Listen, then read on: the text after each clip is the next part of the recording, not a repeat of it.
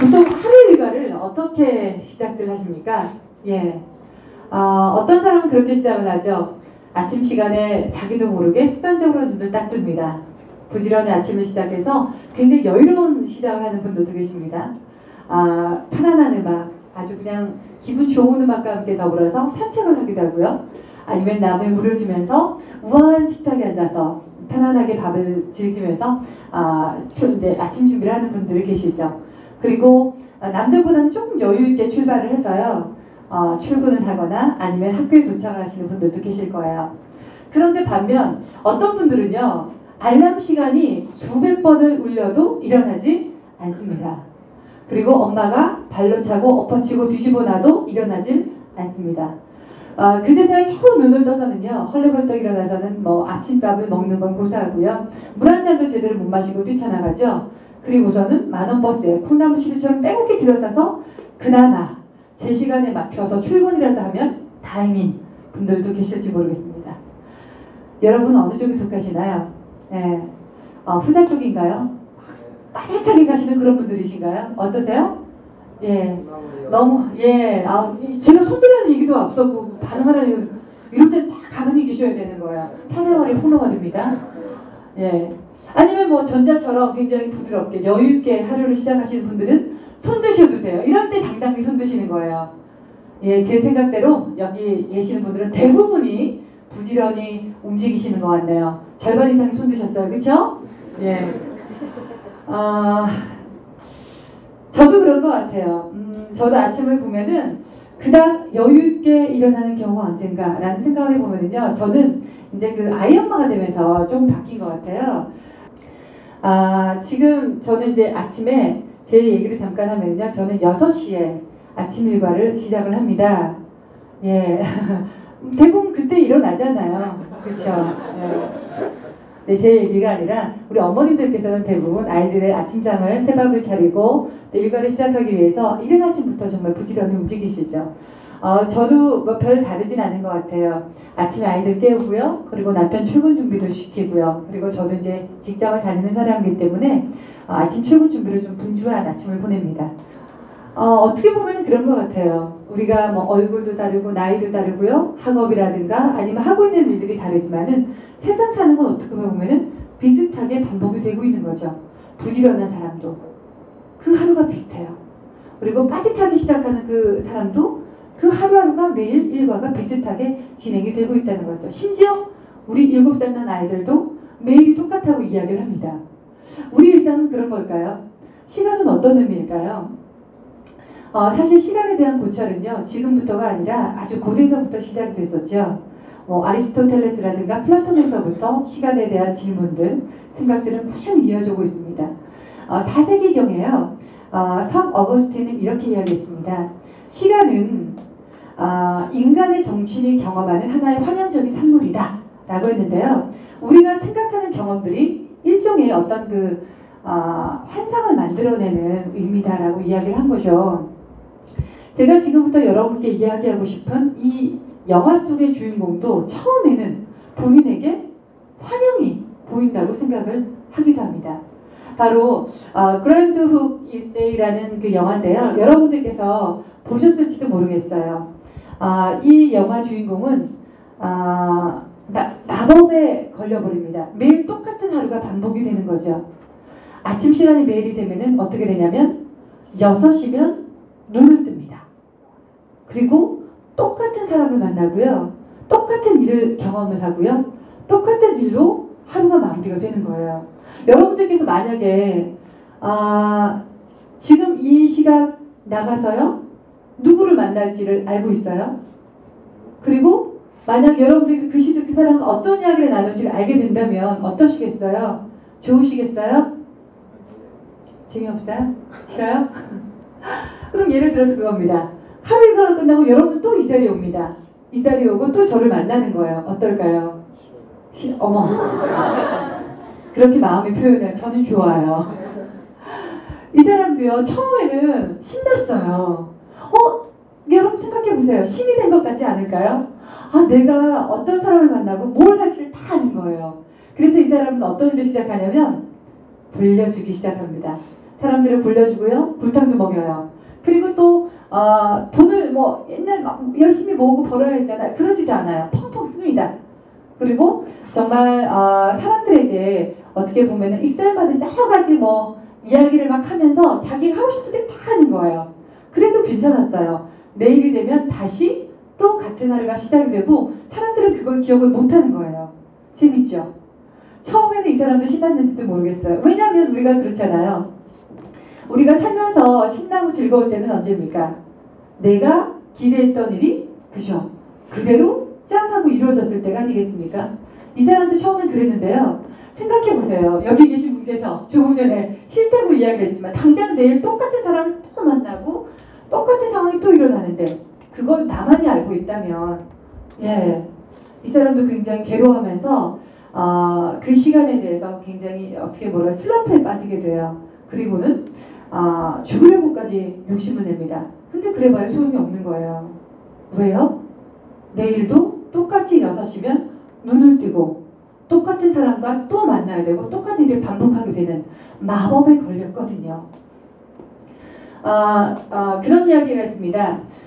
절대로 누군가에게서 희망을 빼앗지 마라. 그것이 그 사람에게 전부일 수가 있다. 라는 이야기가 있죠. 이 사람도 그렇게 절망에 빠진 그 하루하루를 돌아가는 이 마법과 같은 이야기를 보면서 저는 무서워졌어요. 깜짝 놀랐어요. 내 인생도 그런 게 아닐까? 나의 하루도 어떻게 보면은 마법에 걸린 게 아닐까라는 생각을 하게 되는 거죠. 왜냐하면 저도 매일 똑같은 일과들, 매일 똑같은 일상들이 반복이 되고 시간이 흘러가는 것은 깜빡 잊고 있었거든요. 자, 여러분, 이겁니다. 한 달 전, 그리고 1년 전, 10년 전 어떻습니까? 여러분 어떻게 느끼고 있어요? 같다고 생각하고 있죠. 같다고 느끼는 거예요. 심지어 우리는 지금도 같은 순간이라고 느끼고 있어요. 내 마음속에는요, 1년 전이나 10년 전이나 아니면 뭐 며칠 전이나 일상이 매일 똑같이 느껴지지 않으세요? 그렇게 똑같다고 생각하는 그게 바로 내 마음속에서, 그것이 바로 시간이 주는 마법이라는 겁니다. 이게 바로 시간의 마법이에요. 분명히 있잖아요. 시간은 굉장히 빠르게 지나가고 있어요. 그렇죠? 그런데 우리는 어떤가요? 매일이 똑같다고 반복되고 있다고 지루하다고 생각하게 된다는 것. 그게 바로 시간의 마법인데요. 여러분 유명한 철학가가 있죠. 프랑스의 베르그송. 베르그송도 이렇게 얘기했습니다. 시간은 지속적인 선상에서 이해를 해야 된다고 이야기를 했습니다. 그게 뭐냐면 우리 인간들은 시간을 길게 흘러가는 지속적인 개념으로 이해하지 않고요. 뜨문뜨문 단편적으로 띄엄띄엄 이해를 하고 있다는 거예요. 뭐냐면 지금 생각해보세요. 우리가 1년 전 아니죠. 1년 전이 아니라 1월 1일에 생각을 해보면은 신년 계획을 세우고 나는 뭘 해야겠다. 어떻게 해야지? 올해는 뭘 해야지 계획을 세웠지만 벌써 여름이 다가오고 있죠. 그리고 신년 계획을 세워서 뭐 좀 해볼까 하면은 주변에서는 벌써 크리스마스 캐롤이 울리고 있습니다. 그게 바로 시간의 마법이라는 거예요. 그래서 버나드 쇼는 자기 묘비명에 이렇게 새기기도 했습니다. 해석을 하자면 우물쭈물 하다가 내일을 줄 알았어 라는 묘비명을 새깁니다. 어떤 의미일까요? 이 사람은 알고 있었던 것 같아요. 시간이 얼마나 빨리 지나갈지, 빨리 흘러갈지, 그리고 내가 얼마나 후회하게 될지를 이미 알고 있었던 거죠. 이처럼 시간은 있잖아요. 우리를 망각하게 하고 내가 깨닫기도 전에 너무나 빨리 지나가는 거 무서웠어요. 깜짝 놀랐어요. 그러면은 나의 하루도 이렇게 시간의 마법에 빠져 있다면 그 시간의 마법을 물리칠 수 있는, 깨우칠 수 있는 방법이 있지 않을까? 라고 생각을 해봤습니다. 어떤 방법이 있을까요? 어떤 방법이 있을까요? 어떻게 하면 좋을까요? 여러분 이게 뭘까요? 맞춰보세요. 뭘까요? 돼지코? 맞아요. 돼지코입니다. 돼지 저금통이 코 모양이에요. 저는 저금통을 한번 떠올려 봤어요. 저는 어렸을 때요. 저희 아버지께서 사업을 하시다가 크게 이제 실패를 하시고 좀 어려운 상황이 겪게 됩니다. 작은 단칸방에 5가족이 모여서 살아야 했고요. 손을 뻗으면 천장이 제 손이 닿을 만큼 아주 작은 방에서 정말 하루하루를 연명하듯이 살아야 했던 때가 있었습니다. 겨울이 되면은 정말 연탄한 장 뗄 돈이 없어서 헐거들 떨면서요. 이불 한 장으로 체온을 유지 삼아서 체온을 그 도움 삼아가지고 보내야 했던 때도 있었고요. 그리고 왜 보통 이제 뭐 전기세도 걱정하고 뭐 그러잖아요. 근데 그런 걱정을 할 필요가 없는 게 아예 전기가 안 들어오는 거예요. 예. 촛불 밑에서 공부를 하고 책을 읽고 했던 정말 옛날에는 한석봉 시대나 있을 것 같은 그런 일을 겪게 됐는데요. 그럴 때 그나마 저에게 희망이 됐던 게 뭐였냐면 돼지 저금통이었어요. 돼지 저금통 여러분들 어렸을 때 하나씩 가지고 계셨죠. 근데 어때요? 그 안에 동전 하나가 생기면은 어떻게든 하나 넣어봤어요. 그러면은 그 동전이 쨍그랑하는 소리는 들리는 소리가 너무너무 즐거운 거예요. 왜? 이 동전이 들어가면 언젠가는 이 동전이 돼지 저금통을 꽉 채워서 내가 뭔가를 하고 싶은 일을 다 할 수 있을 것만 같은 거예요. 근데 사실은 어떻습니까? 동전이 그렇게 빨리 채워지나요? 아니죠. 채워졌나 싶어서 보면은 아직 바닥에 있어요. 흔들어 보면 분명히 동전은 있는데 여전히 채워지지 않았단 말이에요. 실망하게 되죠. 하지만 중요한 거는 저는 포기하지 않았던 것 같아요. 어느 날 댕준이 생기면은 뭐 하나도 넣고요, 2개도 넣고요. 잊어먹었어요. 지나갔어요. 근데 중요한 거는 동전을 계속 넣고 있었죠. 어느 순간 보니까 동전이요 꽉 차 있는 거예요. 정말 기쁘죠. 세상을 다 잃은 것 같은 즐거움들. 그 즐거움을 가지고 이제 그 돼지 저금통을 남고 은행을 찾아갑니다. 근데 막상 그 안에 들어가는 돈은 뭔가를 하기에는 충분한 돈은 아니에요. 하지만 어때요?